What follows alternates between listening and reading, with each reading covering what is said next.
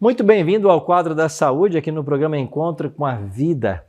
Jesus deseja que todos nós tenhamos boa saúde, porque saúde na sua essência é religião. Nosso corpo é o templo do Espírito Santo e precisamos cuidar bem dele. Para nos ajudar nisso, essa semana estamos recebendo a doutora Simone Almeida. Tudo bem, Simone? Tudo bem. Doutora Simone é fisioterapeuta pélvica e especialista em saúde preventiva e natural aqui do Cevisa, onde ela atende aqui há 11 anos, você falou, né? Isso mesmo. E tem ajudado em vários tratamentos e vai ajudar a todos nós agora a como fazer tratamentos com hidroterapia em casa. Então, a gente pode fazer, tem algum recurso que é mais simples que podemos usar em casa? Com certeza tem sim.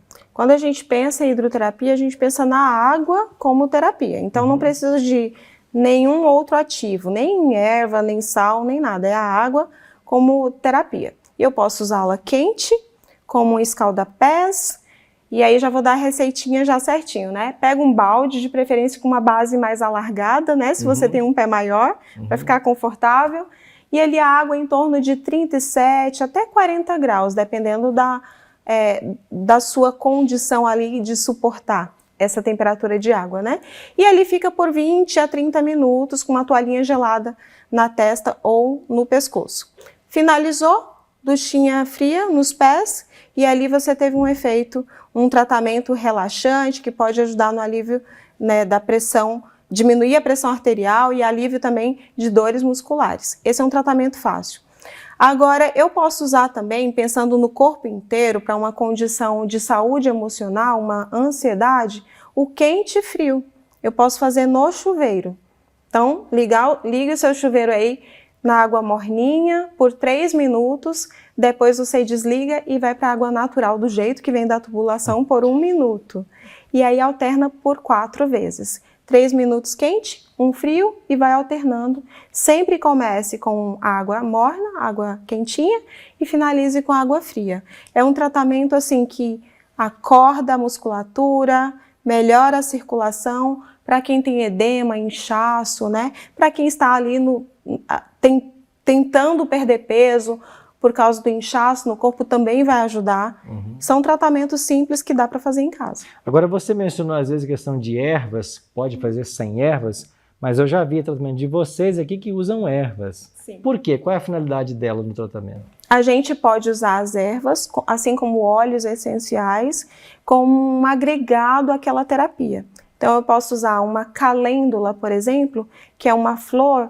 Ela tem ação calmante e anti-inflamatória. Então, eu posso usar no escalda-pés, por exemplo, que é relaxante, eu posso usar essa erva com uma ação anti-inflamatória também e relaxante. Além disso, a calêndula ela é fungicida. Então, se você está tratando aquela micose de unha, pode colocar lá no escalda-pés, que vai ajudar. A gente tem a camomila, né, que é calmante, além de ser anti-inflamatória.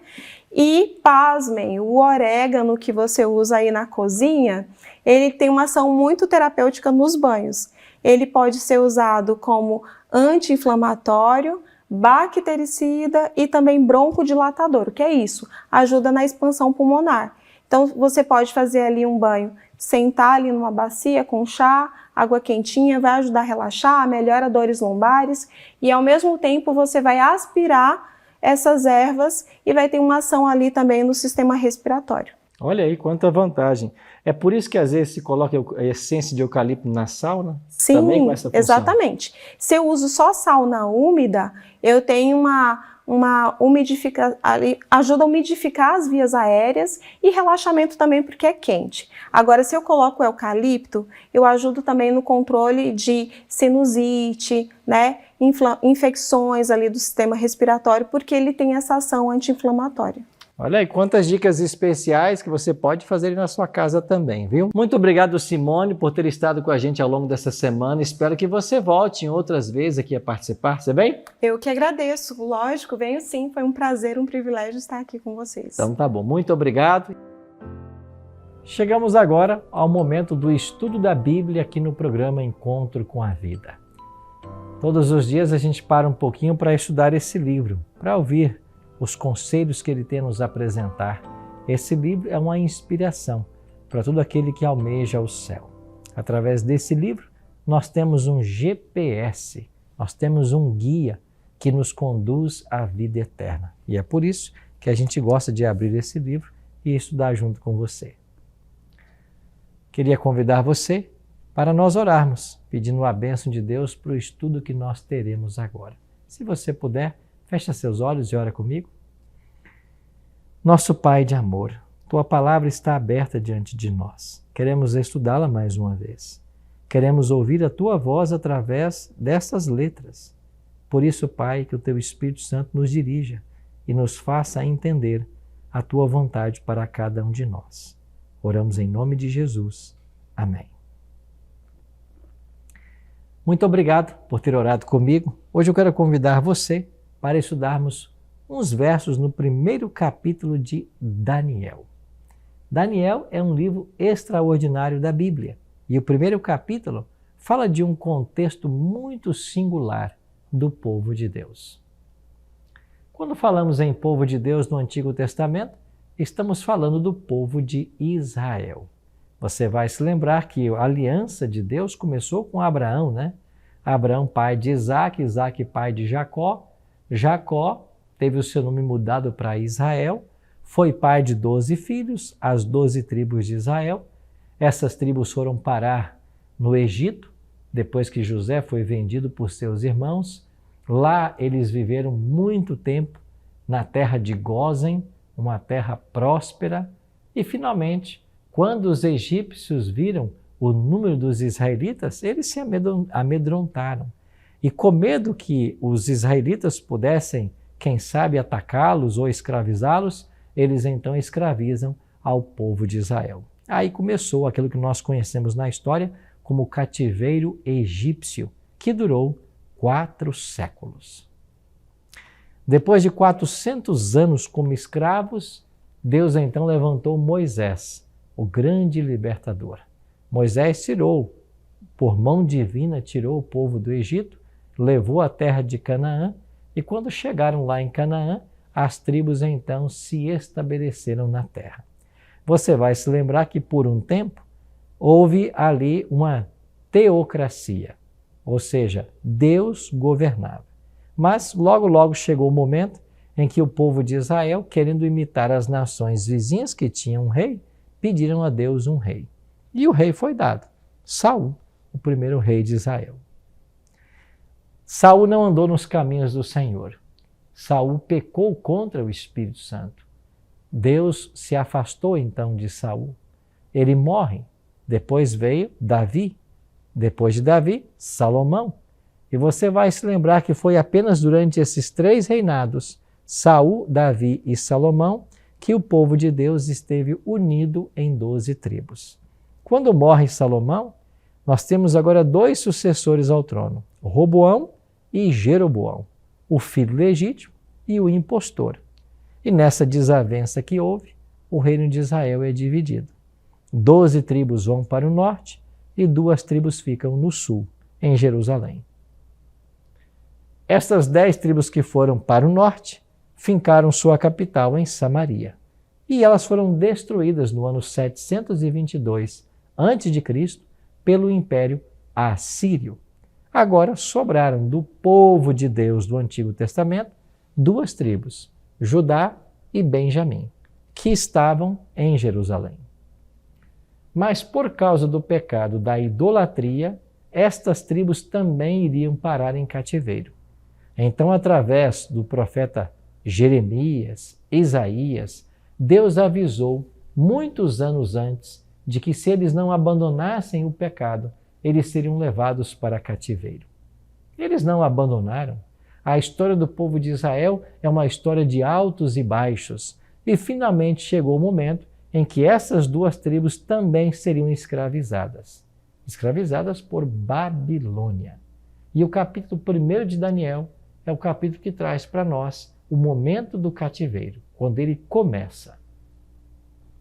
Acompanha comigo então a leitura de Daniel capítulo 1, a partir do verso 1. No ano 3º do reinado de Jeoaquim, rei de Judá, veio Nabucodonosor, rei da Babilônia, a Jerusalém e a sitiou. E o Senhor lhe entregou nas mãos a Jeoaquim, rei de Judá, e alguns dos utensílios da casa de Deus. A esses levou-os para a terra de Sinar, para a casa do seu Deus, e os pôs na casa do tesouro do seu Deus. Os primeiros 2 versos de Daniel informam justamente o contexto do cativeiro babilônico. Nabucodonosor chegou ao trono e vai invadir a cidade de Jerusalém. Interessante que o pai de Nabucodonosor, Nabopolassar, havia morrido alguns anos antes. E quando Nabucodonosor sobe ao trono, ele agora invade Jerusalém. De fato, a história mostra que foram 3 as invasões de Babilônia a Jerusalém. A primeira invasão se deu no ano 605, a segunda invasão em 597 e a terceira invasão em 586. Nesta primeira invasão, é quando Daniel e seus amigos são levados cativos para a Babilônia. Os príncipes judeus foram levados cativos para a Babilônia. Na terceira invasão, que se deu no ano 586, é quando o santuário, construído por Salomão, foi então destruído e ficou em ruínas durante todo o período que durou o cativeiro babilônico, que foi de 70 anos. Mas o que chama a nossa atenção nesses primeiros versos é quando a Bíblia diz no verso 2 que o Senhor entregou nas mãos a Jeoaquim, rei de Judá, e alguns dos utensílios da casa de Deus. O Senhor entregou o seu povo nas mãos do rei da Babilônia. Não é fácil entender essa história, mas quando voltamos lá atrás, a gente percebe como Deus estava dirigindo a história de seu povo. Houve um momento em que Israel tentou aliar-se ao Egito, e então Deus diz que eles não deveriam se aliar ao Egito, mas que eles deveriam se submeter ao poder de Babilônia. Ou seja, Babilônia os escravizaria, mas de alguma forma eles seriam protegidos. Ao mesmo tempo que Babilônia escraviza o povo de Deus, lá em Babilônia os judeus acabam prosperando. Fato disto é que quando Ciro assina o decreto autorizando o povo a voltar para Jerusalém, eles não quiseram, porque eles haviam prosperado em Babilônia. Então essa questão de o Senhor entregar nas mãos a Jeoaquim, rei de Judá, mostra que Deus, mesmo em situações difíceis, estava dirigindo a história de seu povo e iria usar o rei da Babilônia, a quem ele chama de meu servo, para cumprir finalmente os seus planos, os seus propósitos. Isso nos ensina que às vezes em nossa vida nós não entendemos certas coisas que Deus faz. Às vezes o agir de Deus parece estranho para nós, mas não se engane. De todas as maneiras, Deus está trabalhando para colocar eu e você no céu, na eternidade. Todo o esforço de Deus é nessa direção, para nos preparar para o céu, para nos dar a vida eterna.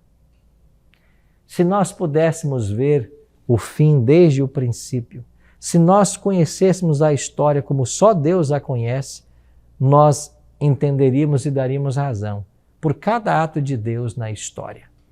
Na realidade, a história é o palco da atuação divina, onde Deus está trabalhando em todos os momentos para o bem-estar e para a felicidade eterna de seu povo. Quando Nabucodonosor invade Jerusalém e leva os príncipes cativos para a Babilônia, entre esses estavam 4 jovens mencionados por nome. E aqui, no primeiro capítulo de Daniel, esses nomes vão aparecer.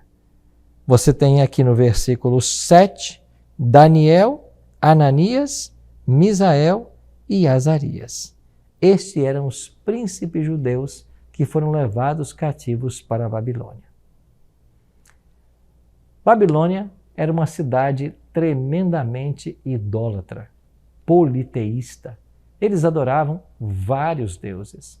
E a cultura de Babilônia procurou mudar a vida desses jovens servos do Senhor. Daniel e seus amigos haviam crescido numa família monoteísta, numa família que acreditava no único Deus, no Deus verdadeiro. Eles haviam aprendido com os escritos de Moisés, a Torá. Eles também tiveram acesso ao livro do profeta Jeremias. Eles conheciam a vontade do Senhor e agora viam-se diante de uma cultura completamente idólatra, politeísta e imoral. Quando eu falo em imoral, é porque haviam templos em Babilônia, e alguns historiadores falam em 753 templos em Babilônia. Esses templos possuíam muitos rituais culticos que envolviam orgias sexuais. Eram as chamadas prostitutas culticas. Esses templos possuíam prostitutas e muitos iam até lá para que, através das relações sexuais com as prostitutas, adorassem aos deuses da Babilônia. Um outro aspecto dessa cultura que é tremendamente cruel é o fato de que as jovens em Babilônia deveriam perder sua virgindade nesses templos, nesses rituais pagãos, a esses ídolos pagãos. Você consegue imaginar o trauma de uma jovem ter que perder sua virgindade com um completo desconhecido? Isso tudo mudava e afetava a cabeça das pessoas que moravam em Babilônia. E Daniel e seus amigos estavam sujeitos a todas essas tentações. Mas aqui em Daniel capítulo 1, verso 8, acontece algo extraordinário. Nós temos uma decisão que Daniel toma que é para todos nós um exemplo. Daniel 1,8 diz assim: resolveu Daniel firmemente não contaminar-se com as finas iguarias do rei, nem com o vinho que ele bebia. Então pediu ao chefe dos eunucos que lhe permitisse não contaminar-se. Daniel conhecia a lei do Senhor. Daniel sabia que todas aquelas coisas praticadas em Babilônia violavam claramente os mandamentos do Senhor. E contra essas coisas, Daniel se posicionou. Lembre-se, nesse momento, Daniel é apenas um adolescente, mas um adolescente que tomou uma decisão. Resolveu Daniel firmemente não contaminar-se. É esse tipo de gente que a igreja precisa hoje. O cristianismo precisa de jovens assim, que decidam firmemente não se contaminar, não serem contaminados pelas perversidades da sociedade, por sua filosofia, não ser contaminado por sua libertinagem, não ser contaminado pelas influências maléficas que procuram a todo momento corromper a ética e os bons costumes. É desse tipo de jovem que o cristianismo precisa. Hoje precisamos que jovens se levantem com a mesma postura de Daniel, que resolvam firmemente em seu coração não se contaminar. Talvez eu esteja falando para você que é um adolescente, que é um jovem, que está vivendo os dias gloriosos da juventude, mas só quem passou pela juventude sabe quão desafiadores são esses dias. E certamente você sabe as lutas que são próprias dessa idade, os desafios, as amizades às vezes que tentam nos corromper, as práticas que às vezes usam por aí e tentam nos levar por caminhos tortuosos, dando vazão aos prazeres da carne, as dificuldades com as tentações sexuais. São tantas as lutas que hoje o jovem está envolvido. Daniel passou por tudo isso. Mas a coisa mais bela que a gente testemunha no Evangelho é essa atitude do jovem Daniel. Daniel resolveu firmemente não contaminar-se. Você está disposto a resolver o que Daniel resolveu? Você está disposto a tomar a mesma decisão tomada por Daniel de não contaminar-se? Aí eu faço uma pergunta para você. O que é que levou Daniel a assumir uma postura tão radical diante da licenciosidade e perversidade da sua sociedade? Bom, eu gostaria de mencionar para você pelo menos 3 coisas. A primeira delas foi o conceito que Daniel tinha do seu próprio Deus e de seu povo. Israel fora escolhido para ser a nação de Deus. Através dela, o mundo deveria ser evangelizado. Israel foi escolhido para ser os guardiões dos oráculos sagrados, daquilo que Deus estava registrando na palavra.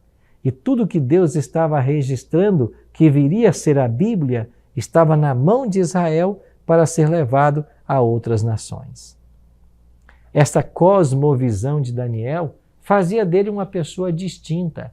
Ele entendia ser uma pessoa diferente. Ele entendia que lá em Babilônia ele deveria ser uma testemunha do Deus verdadeiro, como foi ao longo de toda a sua história, nos episódios que ele enfrentou, como por exemplo sendo lançado na cova dos leões.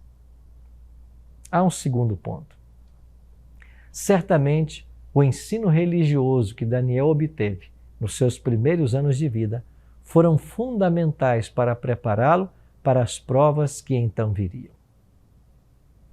Cada vez mais a psicologia tem falado sobre a importância marcante dos primeiros anos de vida. Na cultura judaica, até os 12 anos, é uma fase muito especial, quando a criança está apreendendo a religião.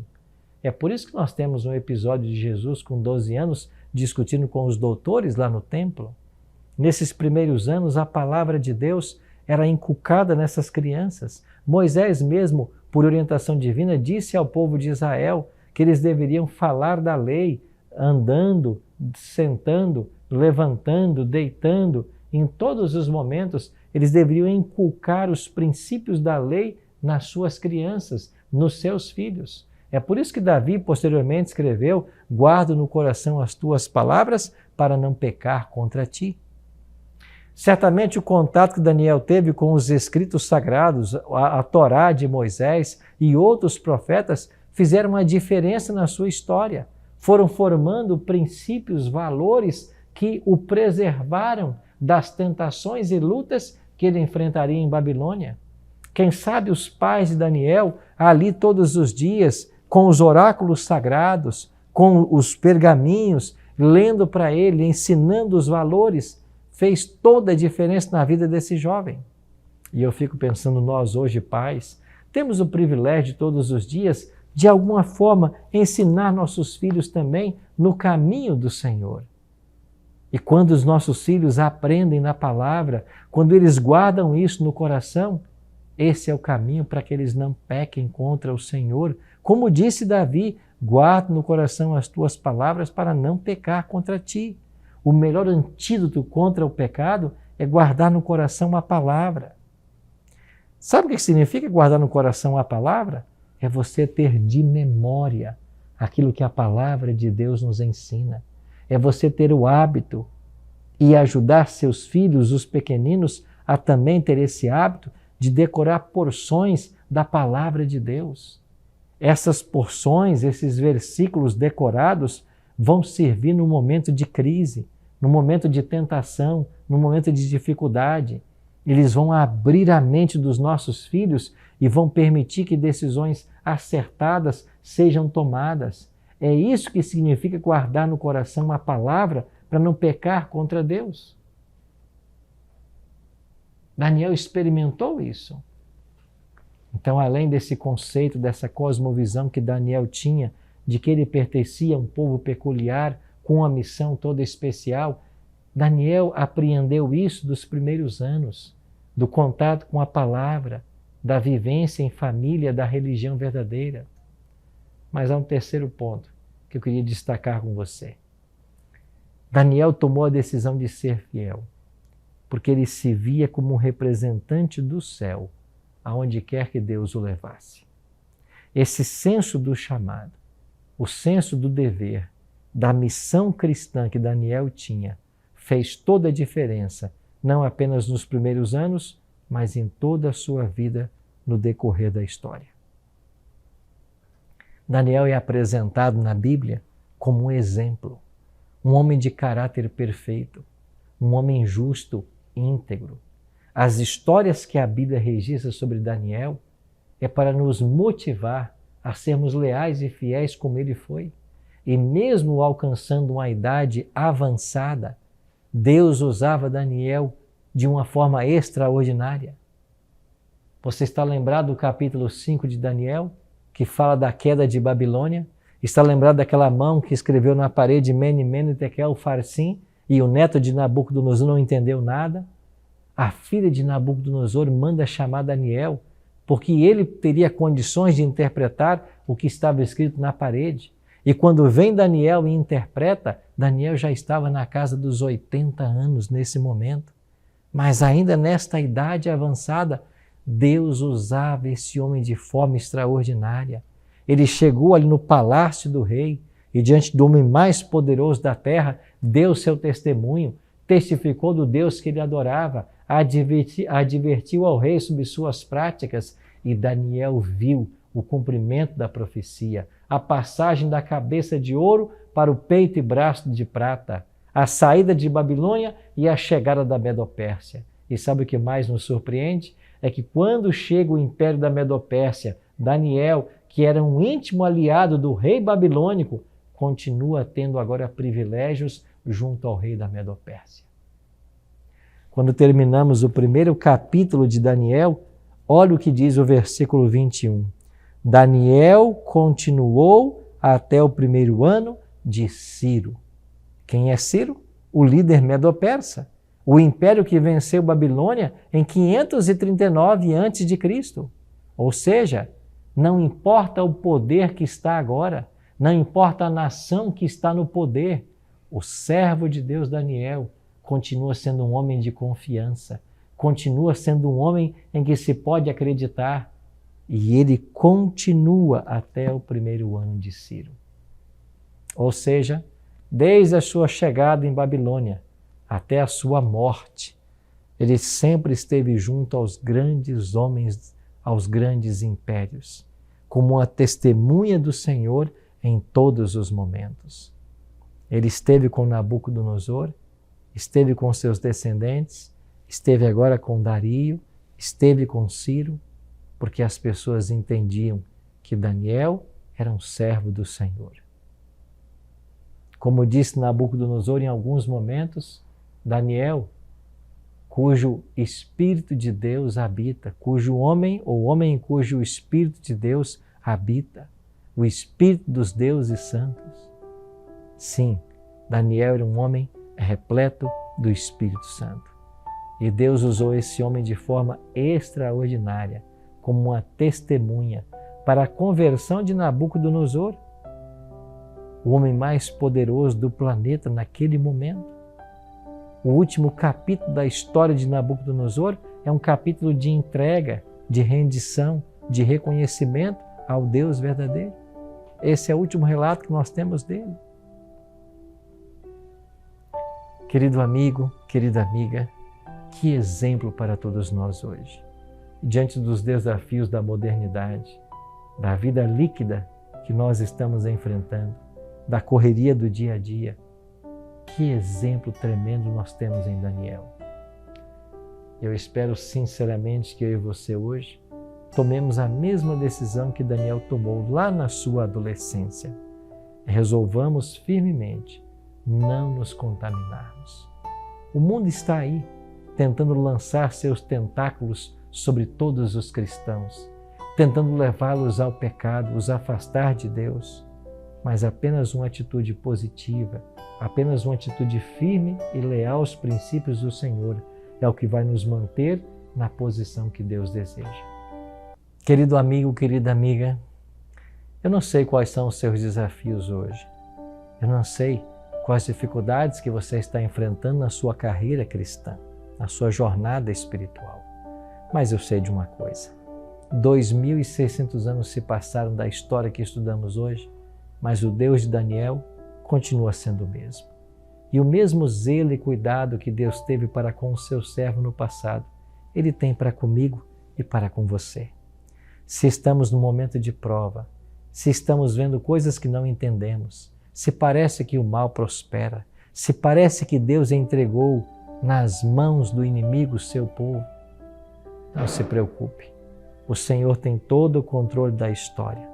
e no tempo certo nós iremos entender todas as coisas.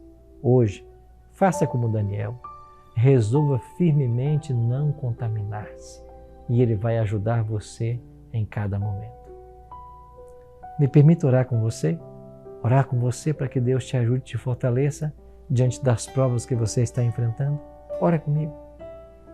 Nosso Pai Celeste, obrigado pelo exemplo que nós temos na Bíblia do jovem Daniel. Mesmo passando por tantas provas, tantas injustiças, tantas lutas, ele sempre permaneceu leal ao Senhor.